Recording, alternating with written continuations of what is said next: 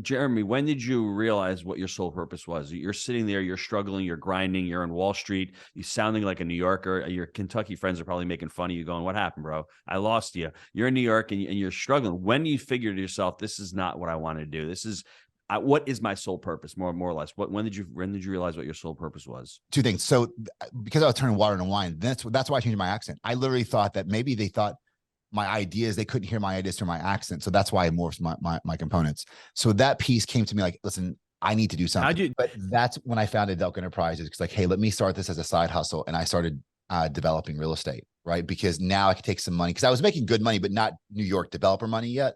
So let me take my money here, which went a long way in Kentucky, and do that. So that was fun for me, because now this creative piece of land, now there's a fourplex on it, or now there's something, and now I've created that with vision, right? Yeah, there's money that happened, but that was the really piece that kind of got me excited. And then, I just say yes to most things. But really, that's the answer, is that I have this inner desire to always learn and create, and I'm curious. Like, I'm naturally curious. So, I know you read the book. We talked about the window and door business. I didn't get into that business to, with the plan to have a manufacturing facility in Germany and Italy and do Calvin Klein's house and Carl. I had no fucking plan to do that. I said yes to a business partner and buddy of mine because, very basic, I was building things that needed windows. He had a thing with windows. Maybe we could do something together. So that's the big antithesis of the book, and really how I live my life is, it's okay. And I would say even better when you don't have it all figured out. Just figure out what your true purpose is, right?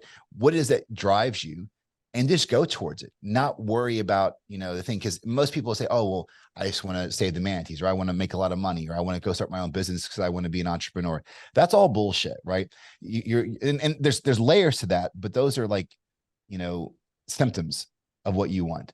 It's not really what you want, right? And I think sometimes it's scary and you got to deal with some stuff, but really once you can go through and look into it, you that drive and that passion, it's unchained. You can't contain it, right? It took me a while in life to really figure it out.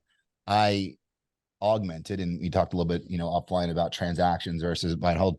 I kept myself busy because I had a lot of insecurities. Even though I'm kind of a macho bravado guy, I had a ton of fucking insecurities that I needed, like Pavlov's dog. I needed wins. I needed things to go through. Like, hey, I'm cool. I'm smart. I'm this. Like, I needed to tell myself that, right? Because I'd already surpassed my peers, kid wise.